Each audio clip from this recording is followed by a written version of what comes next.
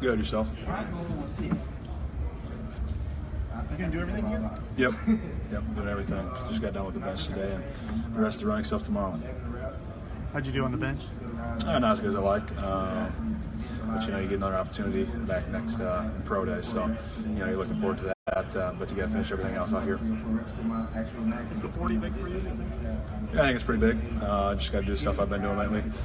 Execute on a good time. I think I can do that. Do you have a goal time in mind for that? Somewhere in the 4.6s, I hope.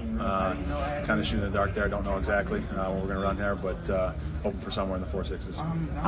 How different is it to train for the 40 when you guys don't run it? You hadn't run it in Iowa, really? Yeah, it's a little, you got to get at least to it. But it's just like running anywhere. You just got to sprint ahead, and you got to have form involved with it and technique. So I've been working a lot on that during the offseason.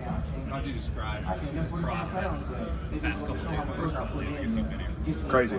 A lot of different stuff. You're doing a lot of different medical interview stuff, and then a bunch of different interviews in the train station with a bunch of the coaches. So you have to be ready for it when you come here. Everything checked out on the shoulder. You were sick, obviously. Feeling pretty good. Everything checked out again? Yeah, everything checked out pretty well. So very glad for that, and hopefully keep that process going. You decided not to go to the Senior Bowl. What was involved in that? Yeah, so I was sick during our last game there in the Pinstripe Bowl, and then I wanted to also heal every part of my body up. And I just didn't think at that weight and dropping a lot of weight there with the sickness that I was going to be able to give it 100% and be able to go out there and show them really what I've been showing out through the whole season. So I wanted to stick with my tape. What were you down to? I probably dropped a good 7 pounds or so just with sickness, and then gained back after a while. So. Yeah, I mean, it's just when you get on the field, you got to put that, you got to put your brain towards that. You got to focus on that. It's kind of no more Mr. Nice Guy. It's all football. It's all technical stuff. It's all trying to get everybody else better out there, communicating, and trying to be a true leader out there. Talk about your nickname now. Just that I really like it. Otherwise, just named after that, Josie Wales, Clint Eastwood movies. So, I'm glad for that. When did it start? Where did it start? Probably started earlier, but probably in high school or so. But then more people just started calling me it as college came around. So that's when it started. How many formal and informal interviews have you had since you've been here? Yeah, so it's been a couple it's been a couple formal ones, and then just I don't know if you can really count the informal ones. It's been so many that you just don't know anymore. So a good amount of them. The first day you got to get kind of used to how to talk and let the nerves go and just be able to talk to them just like a normal person explaining your defense. So it's gotten a lot better these past couple of days, being able to talk to them and be able to talk to them freely. Josie, you've trained Iowa City, yep, I've been training Iowa City all the time. Get out on the ice all the winter or not? I went ice fishing once over by Sully, Iowa, so that's the only time I got. And I caught like 2, so it wasn't the best day. It was like out there for a couple hours, couple bluegills, so I was okay with it. How does one of the best tacklers in history prove himself in the Underwear Olympics at the Combine is? Because that's your game. Your game is physical. This is the test, right? Yeah, I mean, it is a test. It's a different kind of test. It's not like going out in the field and tackling people. So you got to show out on other stuff. You got to show out in the 3-cone, the pro, be able to tell them, you're going to change direction. And then, the 40's big, too, for everybody to see your overall speed. You got any former Hawkeyes kind of talk to you about the Combine and what you need to do? I know James Morris is one of your friends. You went through those. Yeah, I just talked to him a little bit. There's Chad Greenway, Pat I also talked to, and then Dallas Clark called me right before. So just talking to those guys. Those guys all did well in what they did, and they perfected their craft. So talking to them was good. Just be able to get, some information and to be able to, pump me up a little bit. What was the best advice they gave you? Yeah, just be confident in yourself, and take it slow, enjoy the process, because you're never going to get a process like this again. I mean, you only get one combine to come to. It's just enjoy it and make the best of it. You flow to the football very well. Is that something that's as a result of instincts, film study? How do you balance the two in the formative how you get to the ball? Yeah, I definitely think it's a lot of instinct, and I also think it's a lot of film preparation. Watching a lot of film with coach, a lot of film with other players, just understanding, out of each scenario or each, formation, what they can run, and from there, just understanding what your job is and how you can, effectively do it. Is that something that teams that you've met with said they like. Oh no, I did work in the Yeah, that's one thing that they talked about. Kind of me having to bring it up too. If they ask, for your strengths, that's one thing you're going to say is probably the instincts, and just be able to float the ball. So it's some things I've heard so far. Hopefully to keep on hearing it. Have you gotten to meet with Philadelphia at all? Yeah, a little bit. So it was informal. It was informal, yeah. Do you know if you have a formal with them? I do not. I did not think I do. But things could change the last second here in the last day, or last day and a half here. So you never know, they could call you in. What were the formal teams you met with? Which teams did you meet with formally? Yeah, so one was Detroit, and then the Cowboys, and then I don't know who else I got yet. So we'll see how that happens. What was kind of the tone, and what were the questions like that you received from them? Yeah, I mean, the tone was good. You're sitting down in a room with, the GM, defensive coordinator, maybe a linebacker coach, and a couple other guys taking notes. Then you go up there. I mean, you draw your stuff up, you draw your defense, explain it to them a little bit, and then you just talk about yourself. Tell them who you are, really explain your background, and just give them a good idea of who you are overall. Well, you know it's so intense. I mean, do they try to get you to lighten up a little bit? Hey, it's okay, relax. I don't know if they try to do that at all. Maybe they might tend to make it more tense, if anything. Mine so far were really good. I didn't feel tense really that much, but I definitely can see if people did that to try to make you more nervous, just to try to see what you do in those scenarios. What kind of questions do you A couple of them are going to say the 40. They're going to want to see a fast time with that, and see if I can, stay with the others. They're probably going to say, or be as good as others. So hopefully be able to show out then. What's your counter response to those that maybe say that you're on the smaller side for linebacker? I think I'm on the average side for a size of linebacker. You just look at some of the guys at the combine here. There's some smaller guys, there's some bigger guys, and there's some guys that are about the same. It doesn't really matter how big you are. It just matters what you do when you're on the field. So, whether that be your communication, your leadership, or your productivity, those things are pretty huge, and I think those talk more than your size. What went into the decision to not go to the Senior Bowl? Yes, I talked about that a little earlier. I was sick during the last game, during a Pinstripe Bowl game. Lost about 7 pounds.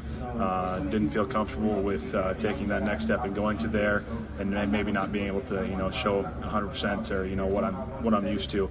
I'm just trying to heal up the body totally to prepare for this and to prepare for Pro Day, just so I can give the best shot here. Where your teams or maybe yourself want to see more out of you, taking on some bigger blockers or playing more in space? Where do you think kind of that balance is?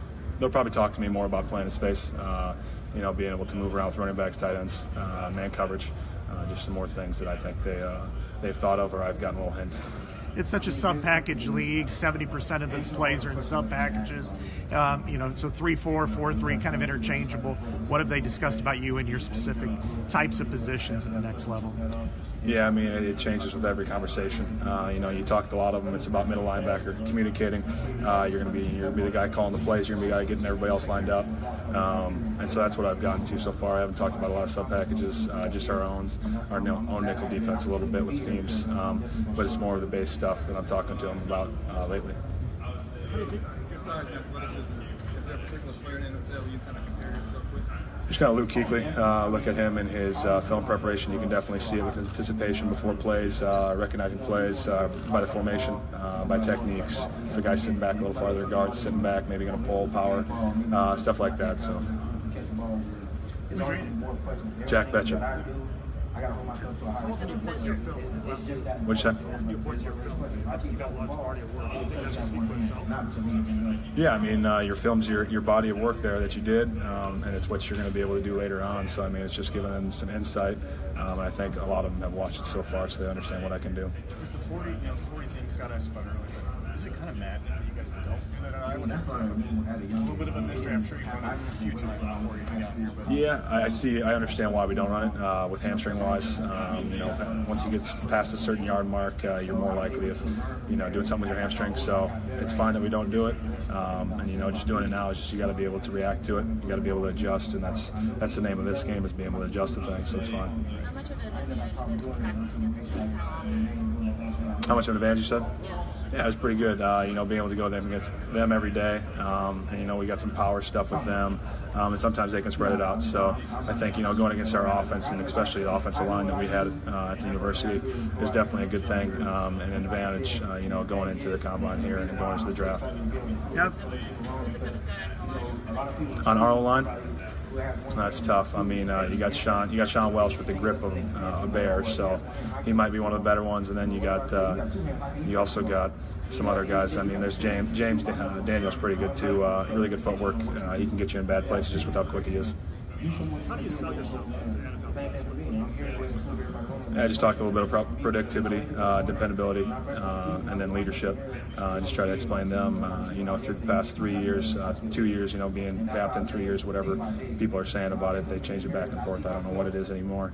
And just going with the leadership on that part, just to understand, you know, Mike is supposed to be a leader on the team, and hopefully they understand I can be a leader, you know, coming on to an NFL team.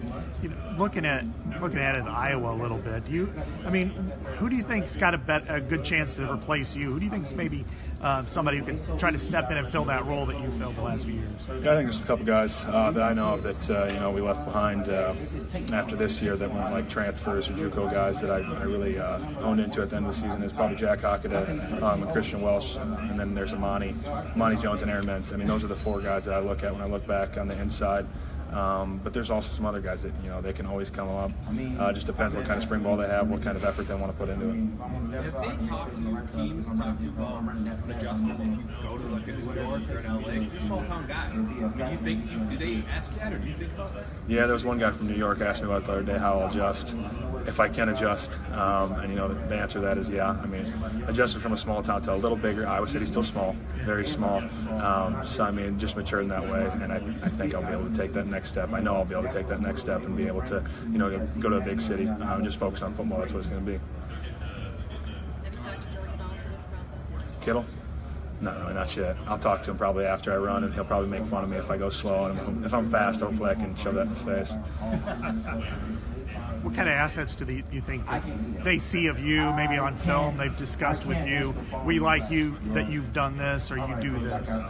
Yeah, it's anticipation, the instincts, you know, the communication. They see me moving around people, which is just what the mic does at Iowa. We communicate to everybody else, and we move everybody around.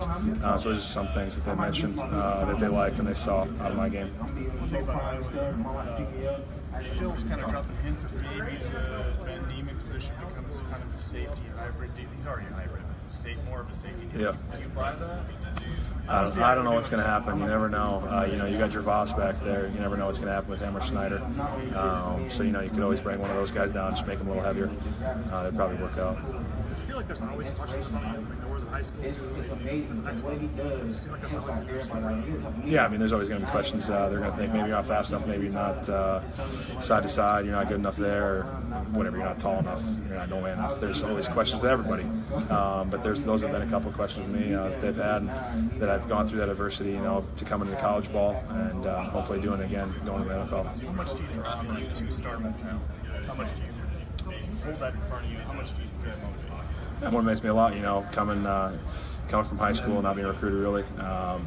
And it's just stuff, you know, you want to work on your craft, perfect your craft. So, you know, ever since then, I've just been trying to be the best player I can possibly be, technique-wise, and then trying to get faster, stronger, and bigger. So it's just all those things going into it. I'm trying to be the best player. Thank you. A little bit, yeah.